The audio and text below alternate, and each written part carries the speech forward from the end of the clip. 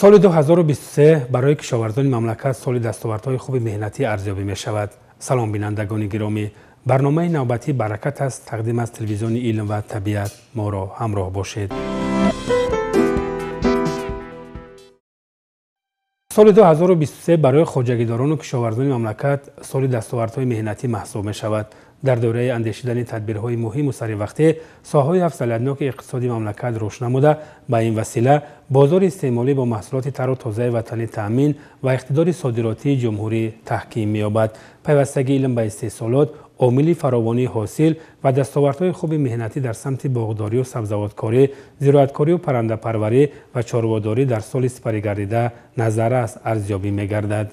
در سال 2023 برای کشاورزان جمهوری خیلی سالی با موفقیت و با برار بود، زیرا در این سال محض طی دستور سپارش‌های بی‌واسطه اساسگزار صلح و وحدت ملی پیشوای معظم ملت پرزیدنت جمهوری تاجیکستان محترم امامعلی رحمان که در هر یک سفرهای کاری خود در شهر و نواحی‌های جمهوری با کشاورزان توصیه‌های سودمند را دادند و در نتیجه اجرایش سری وقتی این دستور سپارش ها کشاورزان ما توانستند که در سال 2023 به بسیار موفقیت ها نایل گردند. از آن جمله در سمت استحصال غله، در سمت استحصال سبزیجات، پالزی و دیگر زراعت های کشاورزی که یعنی بیوسته در برابر این هم تامینات بازار استعمالی جمهوری و هم بازار صادراتی کشور خیلی با رونق یافت و این نتیجه کشاورزان ما باعث آن گردید که یعنی تامینات اهالی با مواد اولیه غذایی هم در بازار استعمالی و هم در بازار صادراتی تامین گشته، از حساب مال با خارج کشور صادرات کردن محصولات کشاورزی یعنی بودجه دولت غنی گردانده شد و همزمان بازار استعمالی داخلی با آن باعث گردید که نرخ و نوا در بازار یعنی تا یک اندازه یعنی نگه داشته شد و در برابر این در سال مذکور یعنی پیش از همه در عملی شوی هدف چهارم حکومت جمهوری تاجیکستان صنعت کنونی با سرعت به استحصال آغاز کردند، یعنی کارخانه های صنعتی استحصال نوری های معدنی، از آن جمله نوری کارخانه آزاد در شهر لیوکند و همزمان که بی‌واسطه با از طرف پیشوای معظم ملت آن کشاده شد و با کار آغاز نمود و این باعث گردید که یعنی الکی ما تا یک اندازه با نوری های معدنی از نیتروژنی یعنی استحصال کربامید محض با دستگیری پیشوای معظم ملت با فعالیت خود شروع کرد. استفاده با ثمر زمین و به گردش کشاورزی وارد نمودن زمین‌های بیکار خوابیده برای کشاورزان و خواجگیداران مملکت امکان فراهم آورد که رنج و زحمت مرد دهقان ثمره دلخواه به بار آورد. استحصال محصول تر و تازه و خوش‌صفت و تامین بازار استعمالی دوره به دوره امروز با تشبث صاحبکاران وطنی سردخانه‌ها بنیاد کرده شده است که برای تلف نیافتن محصولات زمینه‌های مساعد را فراهم آورده است. البته استحصالات کشاورزی که به واسطه موسمی می باشد، اما طلبات به غذا در دوام سال دائمی است و این البته ضرورت نگهداری دوامناک یا که با راه کارکرد ذخیره کنی محصولات را طلب می نماید. برای همین اگر ما با تحلیل های آماری من با تحلیل نماییم در جمهوری طی سالهای اخیر با تشبث حکومت مملکت در همه منطقه ها کارخانه های خردی کار کرد به واسطه در محلی پرورش زراعت های کشاورزی، سردخانه ها در منطقه های ناحیه و شهرها تشکیل کرده شده است که این به واسطه با پس کردن تلفات های محصولات کشاورزی از حساب نگهداری درست و ثمرناک استفاده بردن حاصل رویانده شده کمک میکند که چقدر ما اشیای محلی در منطقه استحصالش اگر برام مونده شود همون قدر درجه ثمرناکی را اقتصادی را بلند میبردارد و برای ғанӣ гардонидани бозори дохилӣ барои рӯяндани фоидаи зиёдтар аз истеҳсолоти кишоварзӣ ин кӯмак расонида метавонад.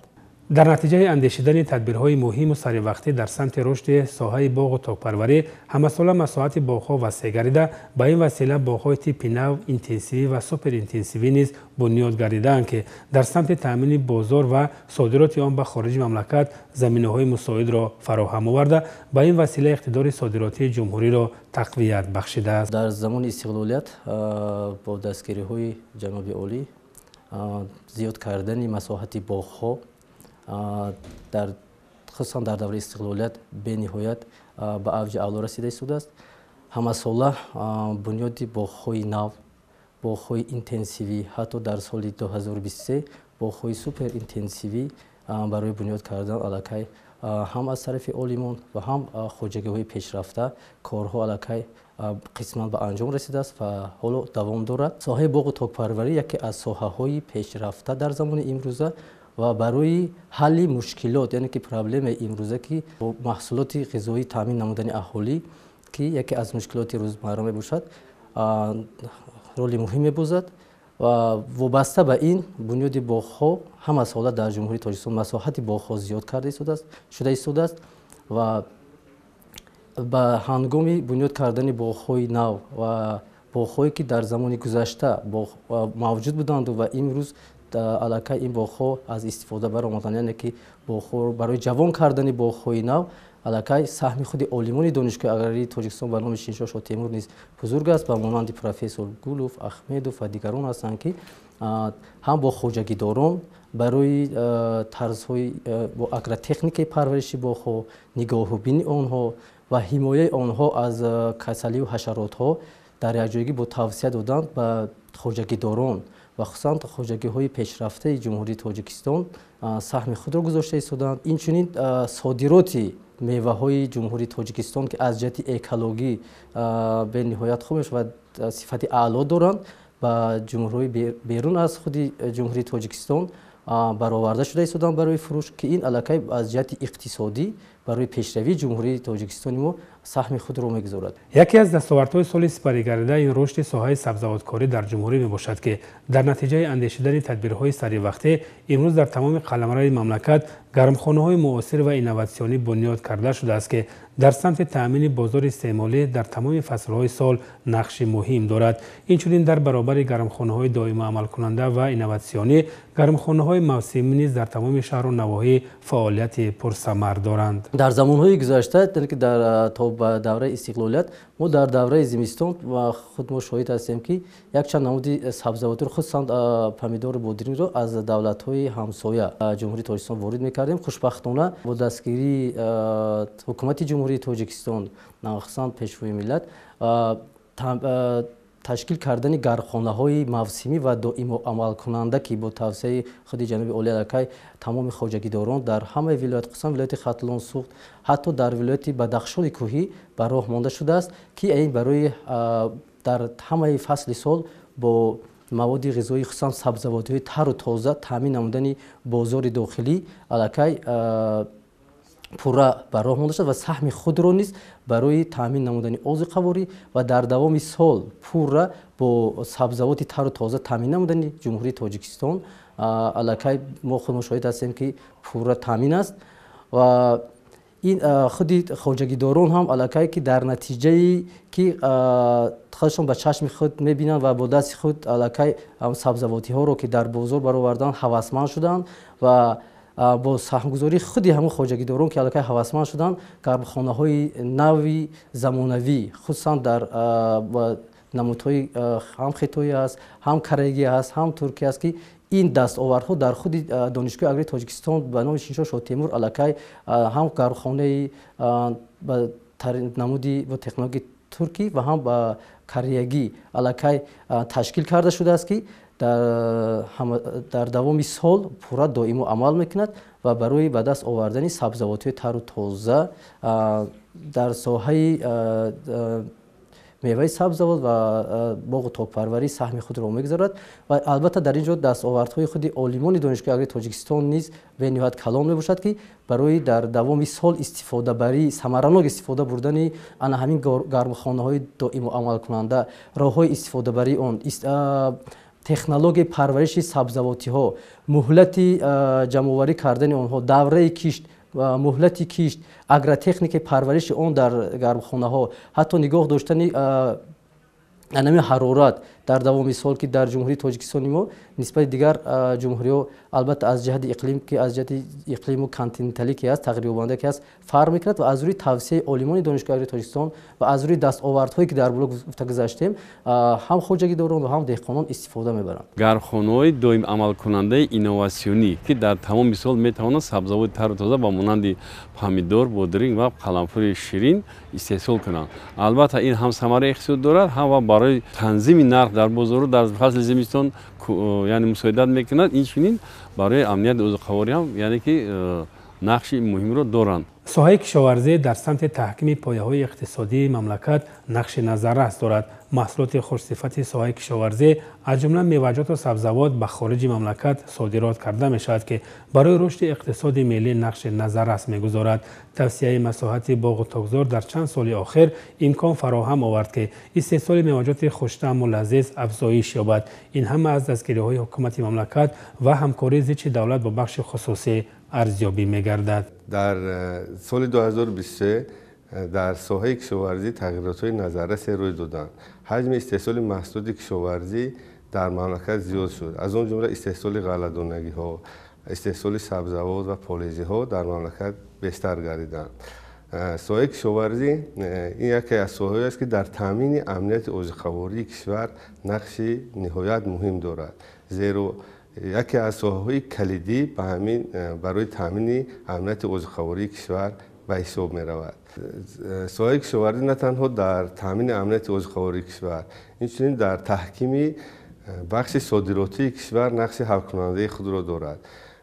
соли 2023 ҳаҷми содироти маҳсулоти кишоварзӣ ба муратиб боло рафт ва маҳсулотҳои мо қисман дар бозорҳои ҷаҳонӣ ба фурӯш бароварда мешаванд ки яке аз ҳадафҳои асосии дигари кишварро таҷассум мекунанд, яъне гузаштан аз соҳаи аграрӣ ба соҳаи индустриалӣ ва инчунин яке аз ҳадафҳои дигари кишвар ин рақобатпазирии маҳсулоти кишоварзӣ мебошад ки соҳаи кишоварзӣ вобаста ба содироти худ метавонад ки ба ҳамин ҷабҳа таҳким бахшад. рушди меваҳои ситрусӣ дар мамлакат яке аз роҳҳои таҳкими иқтидори содиротии ҷумҳурӣ маҳсуб мешавад. соли сипаригарида низ барои лимӯпарварони мамлакат соли бобарор ва дастовардҳои хуби меҳнатӣ дониста мешавад.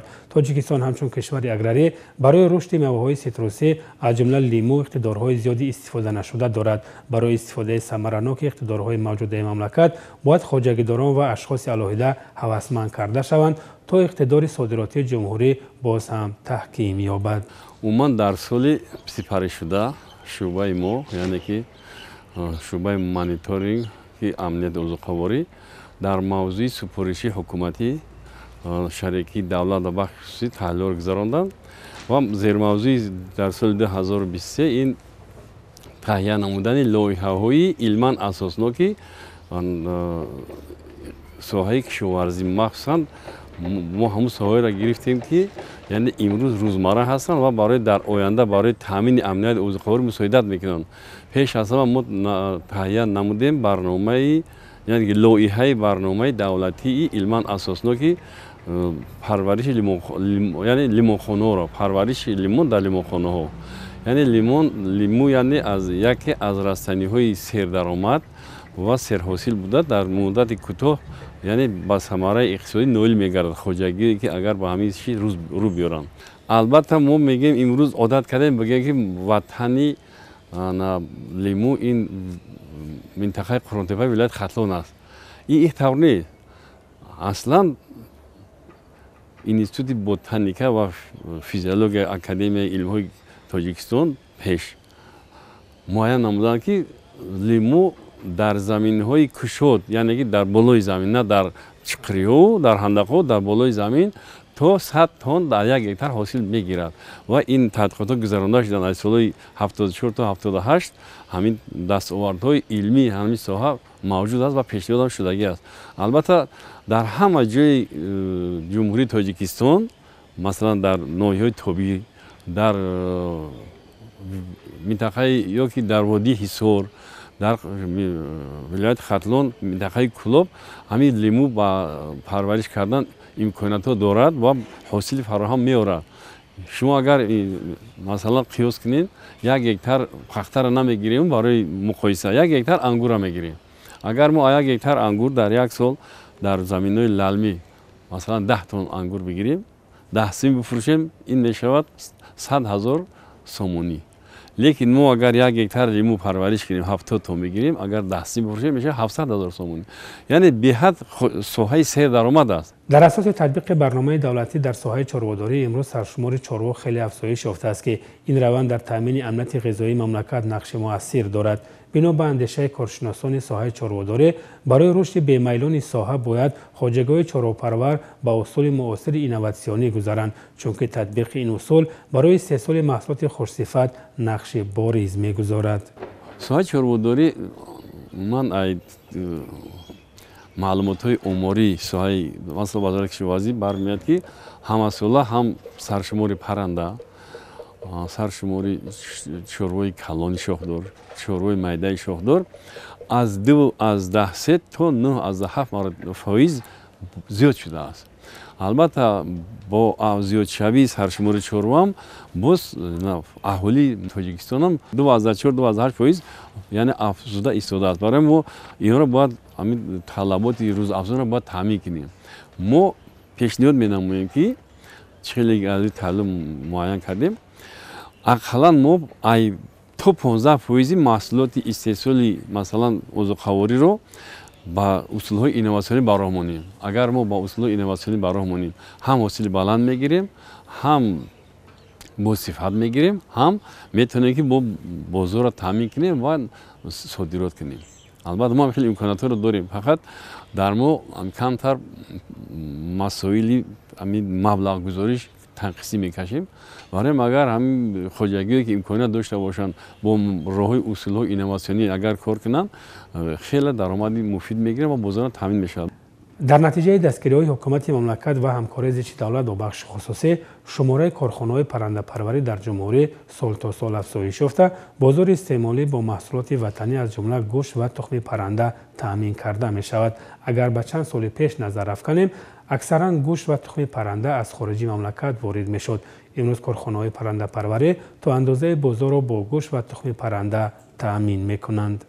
خیلی که به شما معلوم است در سال‌های اخیر پرنده بسیار رشد کرد. یعنی بالا رفت. سرشمار پرنده هم همیشه روز قریب ایروی حساباتو معلوم گردید 10 میلیون سر زیاد است. نو بسا با همین رشد ساحه چاره‌داری پرنده پروری ما با پرگی همین محصولات شیری یعنی شیر و محصولات شیری گوشت و محصولات گوشتی رو با پرگی با اهالی تامین کردن نمیتونیم زیرا یکم طلبات زیاد است. دیگه که ما با استحصالی کردگی محصولات ما یعنی قریب 42% اهالی رو تامین میکنند. بس برای همین این سوال ما باید توجه کنیم اصول‌های اینواسیونی رو براه بریم ذات‌های سیر حاصل وارد کنیم منتخب کنیم در جمهوری کدام آنها برای اقلیم تاجیکستان موافق باشد ما باید هم سرشمار هم ذات پرورش براه مونیم. تامینات بازاری وطنی نسبت به گوشت چروی کلان و میده شاخدار گوشت پرنده هم ارزان است دسترس است و هم نهایت هم وقت در بازار موجود است. ممکن است اگر ما خیلی در آینده کارخانه‌های پرنده پروری زیاد کنیم ما میتونیم با پروری اهالی رو با گوشت پرنده تامین کنیم. استقلالیت کامل کشور و دستگیری‌های پیوسته حکومت جمهوری امکان فراهم آورد که ساحه افزایش اقتصادی ملی از جمله ساحه‌های کشاورزی سال تا سال رشد نموده. با این وسیله بازار استعمالی تامین و اقتدار صادراتی مملکت تحکیم یابد. خواجگیداران و کشاورزان جمهوری سال 2023 را با دستاوردهای خوب مهنتی جنبست نمودند. سال نو را نیز با عزم و اراده قوی و مهنت صافدلانه آغاز نموده در تامین امنیت غذایی مملکت سهمی ارزنده خواهند گذاشت. بینندگان گرامی، بدین ترتیب رسیدیم به انجام برنامه نوبتی برکت از تلویزیون علم و طبیعت. با برنامه‌های تلویزیون علم و طبیعت باشید.